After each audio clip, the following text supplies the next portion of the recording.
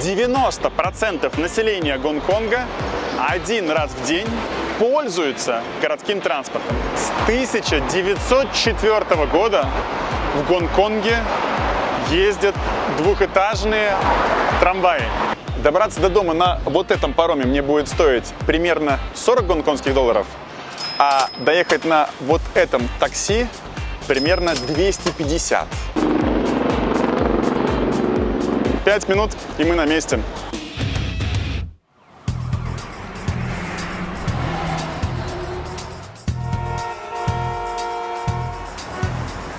Автомобили плотно и давно вошли в наши жизни.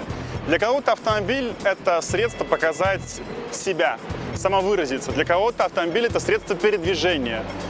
Мы все любим автомобили. Я живу в Гонконге, где очень хорошо развита система городского транспорта. 90% населения Гонконга один раз в день пользуются городским транспортом.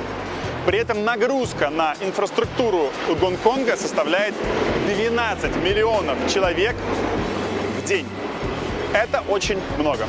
В сегодняшнем выпуске я покажу вам, как эта транспортная система, система городского транспорта выполняет свои функции. И насколько она круто развита в этом городе.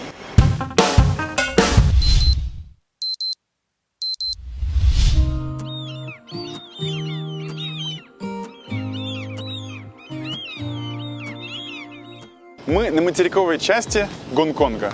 Это называется Коулун. Отсюда на островную часть можно добраться на пароме.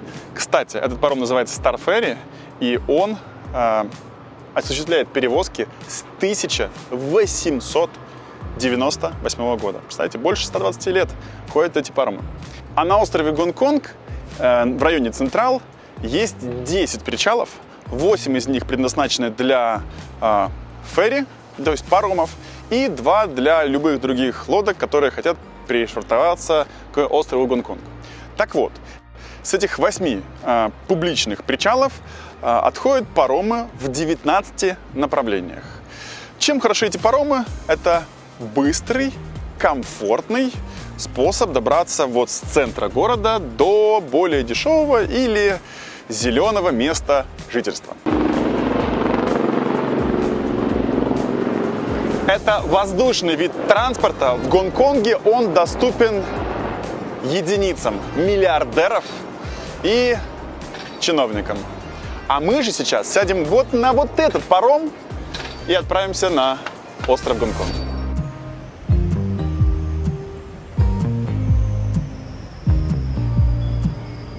Паром – самый дешевый способ добраться из Коулуна, материковой части Гонконга, на остров Гонконг. Стоит от 2,2 до 3,1 гонконгского доллара. Это меньше 50 американских центов. Пойдем.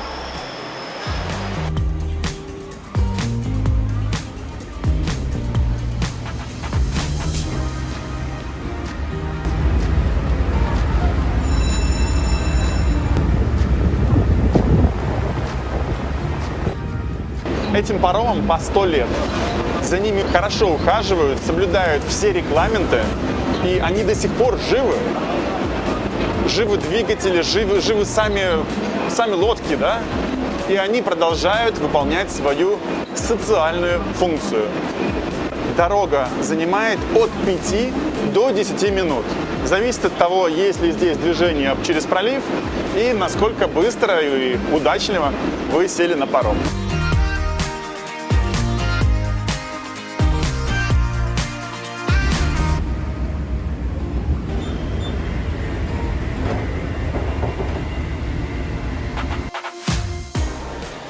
Как я и говорил, 5 минут, и мы на месте, на острове Гонконг. Здесь я хочу показать, чем отличается, чем удобна вот система этих паромов. Во-первых, около каждого причала есть свои магазинчики и магазины, где можно купить напитки, еду и кое-что еще. Если я выпиваю на острове Гонконг, то есть не могу ехать за рулем, то я всегда пользуюсь вот этим паромом. Он идет на остров Лантау и доставляет меня и таких же довольных пассажиров за 30, иногда 50 минут. От чего это зависит? Есть два вида паромов. Так называемые медленные и быстрые. Быстрые — это как бы катамараны, они стоят немножко дороже, они оборудованы кондиционерами, ну и они как бы комфортнее и быстрее. И есть медленные паромы, это как бы такие лодки, да, которые без кондиционеров двигаются они медленнее, но как бы если ты особо не спешишь, то ну вот я лично предпочитаю медленные паромы. Мы жили на острове Лама, когда только переехали в Гонконг.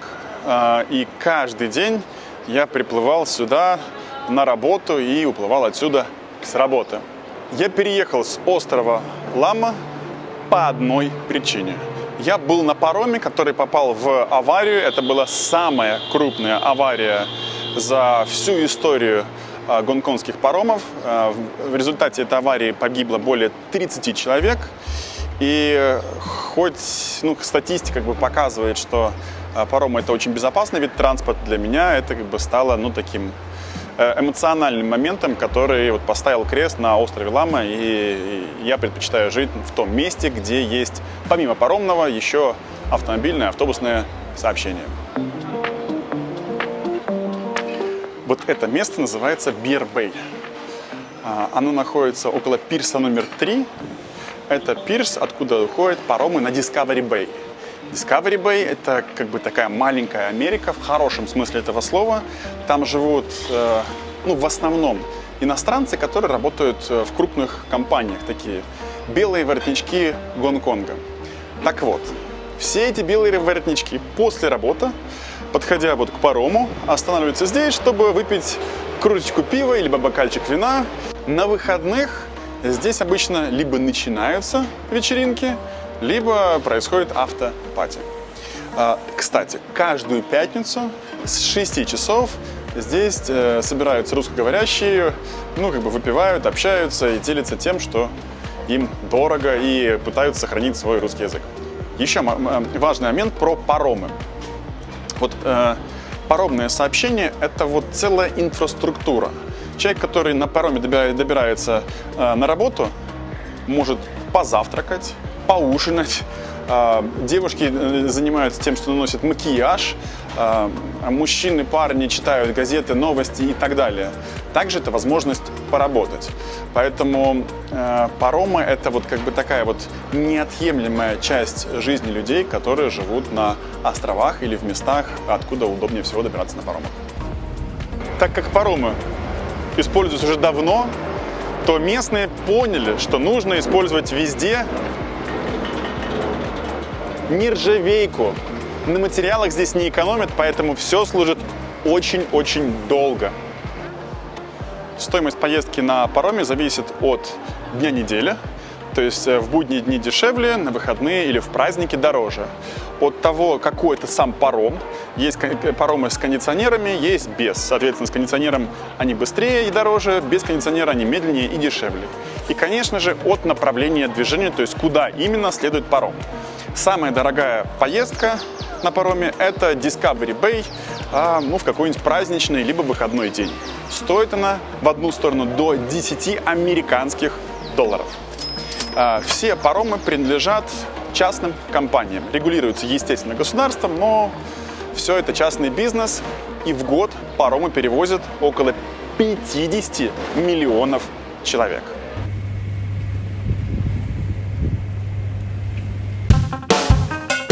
Добраться до дома на вот этом пароме мне будет стоить примерно 40 гонконгских долларов, а доехать на вот этом такси примерно 250. Такси в Гонконге — это самый дорогой, но самый удобный вид транспорта. Получить лицензию и права таксиста очень сложно. Процесс обучения занимает 2-3 года. Сдать экзамены на категорию таксист также очень-очень сложно. Для того, чтобы это сделать, нужно владеть в совершенстве кантонским диалектом, то есть китайским языком, говорить по-английски или понимать по-английски и очень хорошо знать город. Таксисты не пользуются навигаторами, и практически всегда они знают, как лучше, удобнее, быстрее проехать к месту назначения. Я лично не люблю таксистов по всему миру, но, тем не менее, я считаю, что в Гонконге, наверное, одни из самых профессиональных таксистов в мире.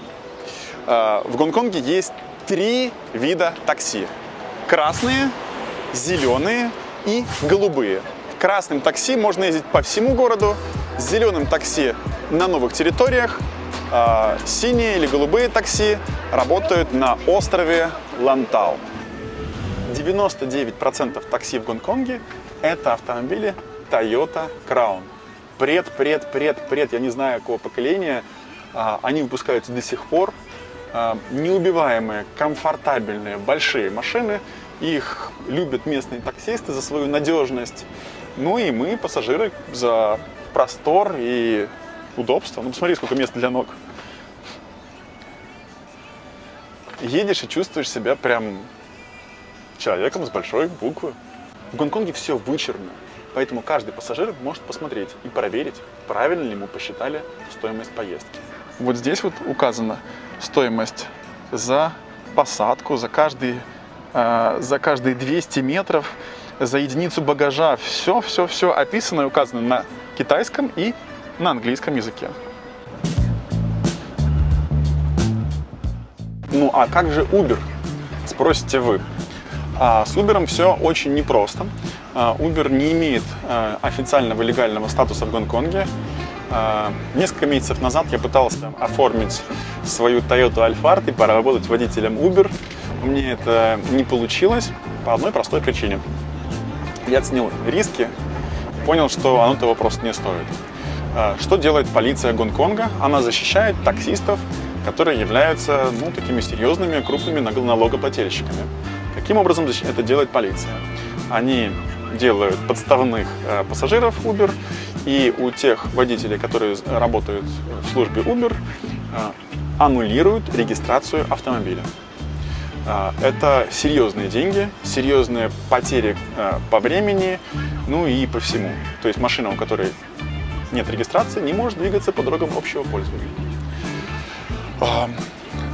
Также в Гонконге есть служба, которая называется GoGoVan. Это система коммерческого транспорта, который занимается перевозками, доставками небольших грузов. Олег рассказал о том, что это супер лайфхак пользоваться услугами GoGoVan. Отвезите мне кошелек. Приезжает микроавтобус, отвозит кошелек и владельца с пункта А в пункт Б. При этом GoGoVan стоит дешевле такси и дешевле Uber. И это легально.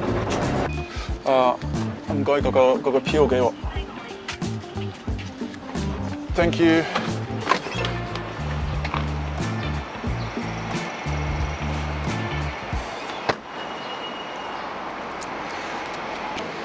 За 5 минут пути я заплатил примерно 30 гонконгских долларов.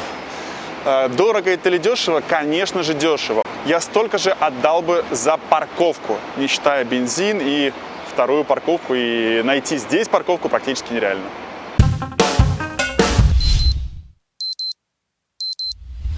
Отдельный вид транспорта Гонконга – это пик-трэм или трамвайчик, который идет на пик Викторию. Трамвайчик этот работает с 1888 года. То есть, когда британцы приплыли, начали осваивать Гонконг, они выбрали местом для жизни пик Виктории. То есть, чем это хорошо это место? Ты живешь себе высоко, утром просыпаешься, выходишь на свой балкончик и видишь, что происходит внизу, как работают твои магазины, фабрики, пароходы, самолеты, и радуешься жизни, когда нужно, спускаешься, в люд, и наблюдаешь за тем, что происходит. Изначально в этих трамваях было 3 класса. Первый класс – это для официальных делегаций и жителей пика Виктории.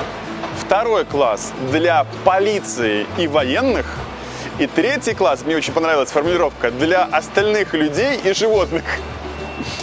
Так вот, длина этого маршрута примерно 1,4 километра. Время в пути – это всего лишь 5 минут.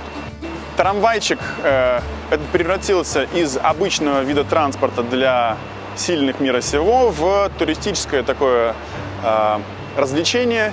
И по большей части, если вы придете сюда в обычное время, то здесь будет, ну, как минимум 100 метров живой очереди, которые нужно простоять, чтобы попасть на этот трамвай. Из-за коронавируса в Гонконге нету туристов, вообще нету. И первый раз я вижу, что в трамвае на Пик Виктории есть свободные места. Первый раз за 10 лет. В любое время суток этот трамвай занят на 100%.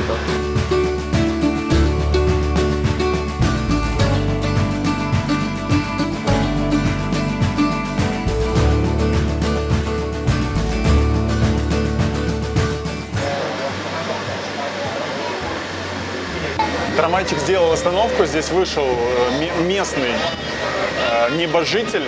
Скажу вам, выглядел он вполне себе обычно. Мы не успели его заснять, я думаю, что правильно сделали, что не сняли. Думаю, что какой-нибудь миллиардер, наверное. Но впечатляюще.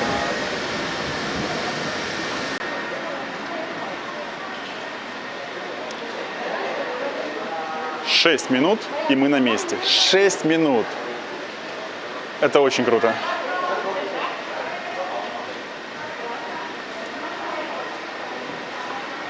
Пик Виктории – это самая знаменитая достопримечательность Гонконга. Напиши: Степан, хочу историю про Пик. Я сделаю отдельный выпуск про Пик Виктории. Двухэтажные автобусы – это самый популярный вид транспорта в Гонконге. Их много, и они достались Гонконгу от Англии. Английское наследие, вот оно за моей спиной. Английское наследие хорошо тем, что от него можно получить истинное удовольствие, если сесть на первый ряд сидений на втором этаже и проехать по каким-нибудь узким улицам. Водители этих автобусов – это мега-профессионалы, то есть они проезжают, причем проезжают быстро, по узким дорожкам горным, там, где обычным водителям на обычных машинах ехать очень и очень непросто. Ну что, прокатимся?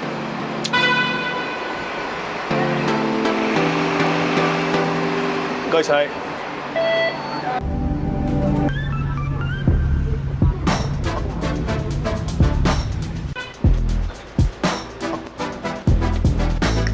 Пассажиру этого автобуса на втором этаже, особенно тому, кто ездил здесь на машине, очень некомфортно. И я бы сказал, даже страшно, потому что сидишь на высоте метров 5, над тобой деревья, мосты и прочие штуки. Дорога очень узкая, и, блин, я вот удивляюсь, насколько прокачанный скилл у водителей этих автобусов. Мега красавцы.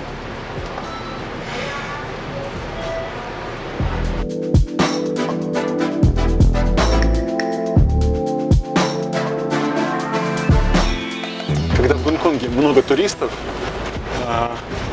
эти места любят занимать японские девушки. Во время всей поездки они держатся за эти поручни и дико кричат. Я привык, что я кричать не буду.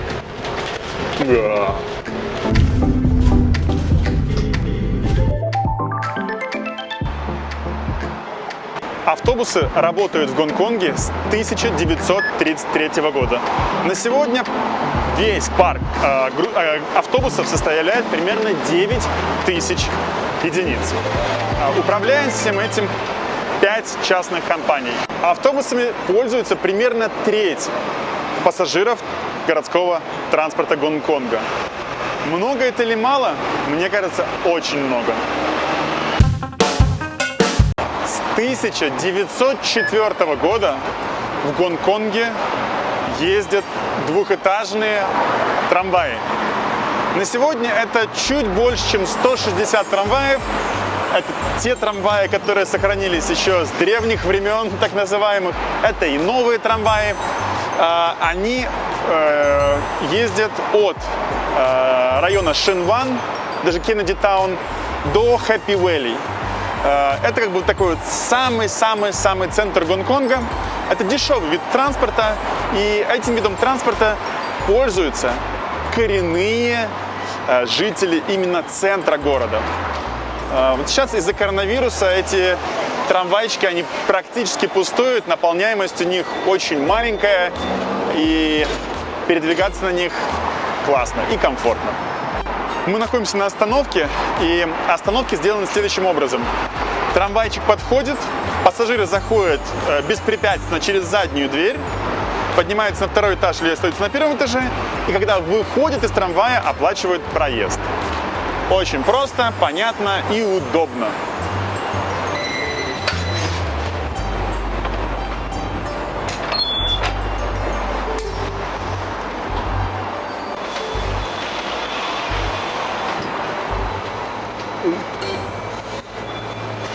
Трамваи, конечно, здесь классные, но они рассчитаны точно не на мой рост. Стоять в полный рост в этом трамвае я не могу ни на первом, ни на втором этаже. Либо нужно сильно так пригибаться, либо вот на втором этаже есть лайфхак, можно встать на лестнице и как бы наслаждаться, выпрямившись во весь рост.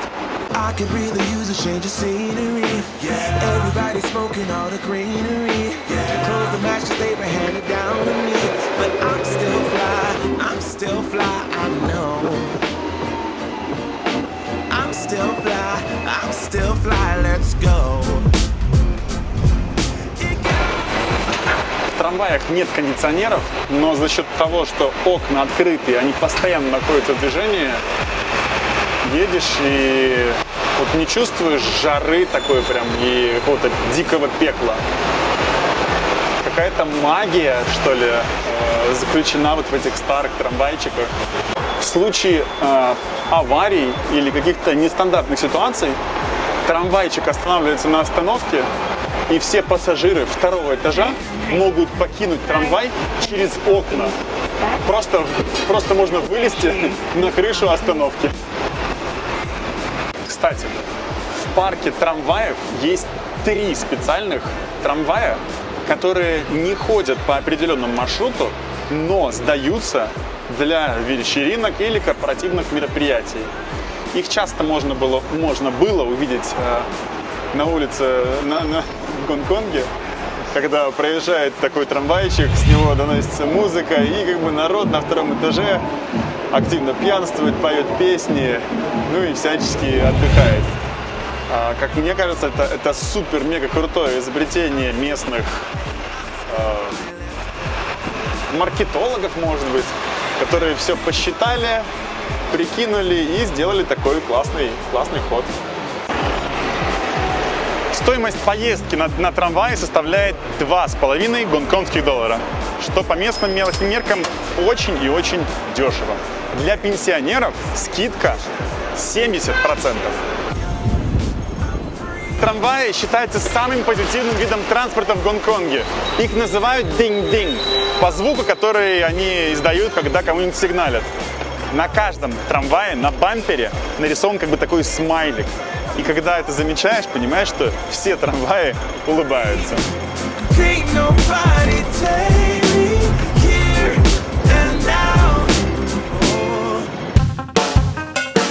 Метро – это настоящий король городского транспорта Гонконга. Примерно 50% пассажиропотока приходится именно на метро. Метро открыто было в Гонконге в конце 1979 года. При этом строительство и проектирование его велось около 20 лет. Сегодня метро делится на две такие вот категории. Тяжелое метро и легкое метро. Легкое метро, оно больше напоминает наши знакомые нам трамваи, а тяжелое метро, это то метро, к которому мы с вами привыкли. Пойдем вниз, я покажу, что там внутри.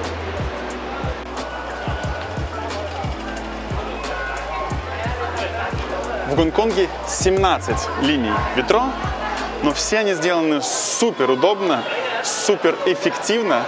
И на протяжении многих лет Гонконг по разным рейтингам считается самым лучшим, самым рентабельным и самым эффективным метро на планете Земля. Стоимость поездки на метро зависит от дистанции, насколько вы далеко едете, и от вашего либо возраста, либо принадлежности к группе, которая имеет право на скидки. Вот эта штука, через которую можно купить билеты для метро. Ей в Гонконге не пользуется никто, кроме туристов. Мы все пользуемся вот такими карточками под названием «Октопус». У меня такая карточка даже с фотографией. На входе в метро мы регистрируемся в системе, на выходе мы регистрируемся в системе и платим за проезд.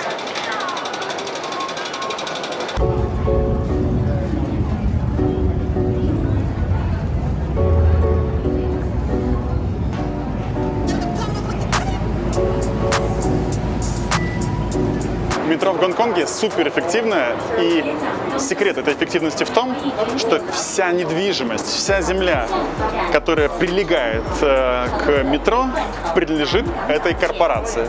То есть в свое время в нее вложили сумасшедшие деньги, и в течение 40 лет это дало хорошие дивиденды. В метро всегда прохладно, всегда чисто.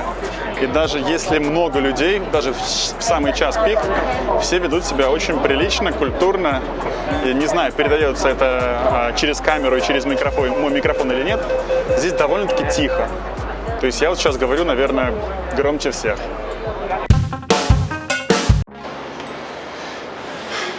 Ну что ж, это последний вид транспорта, о котором я хотел рассказать в этом видео. Мы сейчас находимся на эскалаторе. Это уличный эскалатор, вернее, система эскалаторов, которая соединяет деловую часть города, Централ, и район, который называется Mid-Levels. Менеджеры среднего высшего звена каждый день проходят путь по этой системе эскалаторов на работу и с работы. Многие из вас не согласятся со мной и скажут, что какой же из этого транспорт, Степан? А вот, ребят, вы не правы. Длина вот этой системы эскалаторов практически 1 километр.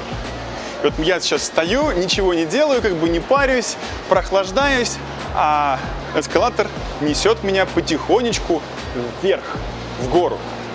И имея вот такую вот хорошую возможность быстро, комфортно добраться до дома, это, конечно же, городской вид транспорта. В обычное время, когда в Гонконге много туристов, здесь вот невозможно так свободно стоять. Здесь очень много туристов, которые приезжают сюда посмотреть на это явление, на этот вид городского транспорта. Вот я иду и как бы сразу же понимаю, что замедляюсь. Обычные же люди, которые живут в Гонконге не в этом районе, тоже пользуются этим видом транспорта, ну, как бы 1, иногда 2 раза в неделю, по выходным или по праздникам. Вдоль этого эскалатора расположено очень много ресторанов, баров и клубов.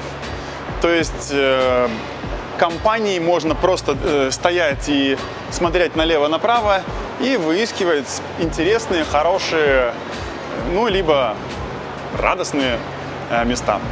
Система этих эскалаторов работает следующим образом. Наверх ты стоишь, не напрягаешься и как бы радуешься, что кто-то придумал и установил здесь эти эскалаторы, но вниз, конечно, нужно идти ногами, но, как все мы знаем, идти вниз по ступенькам, как бы это не сильно большая и напряжная затея.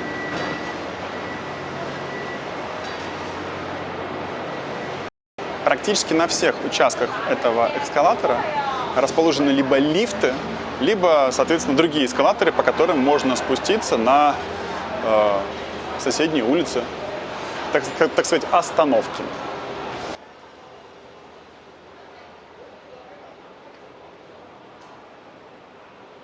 Корпорация MTR, которая владеет и полностью командует как бы всей деятельностью метро Гонконга, это очень хитрые и умные ребята. Вот в месте, куда спускаются все люди, которые прошли сверху вниз по сети эскалаторов, они видят вот такой вот маленький аппарат. К этому аппарату можно приложить карточку метро и получить скидку 2 гонконгских доллара на поездку на сегодняшний день. Это мега-супер крутая реклама. То есть все проходящие подходят, делают пик и пользуются метро. Ребят, надеюсь, что вам понравился этот выпуск о транспорте в Гонконге, о городском транспорте в Гонконге. Мне нравится пользоваться этим городским транспортом. Он удобный, продуманный и классный. Но, если честно, по душе мне этот транспорт.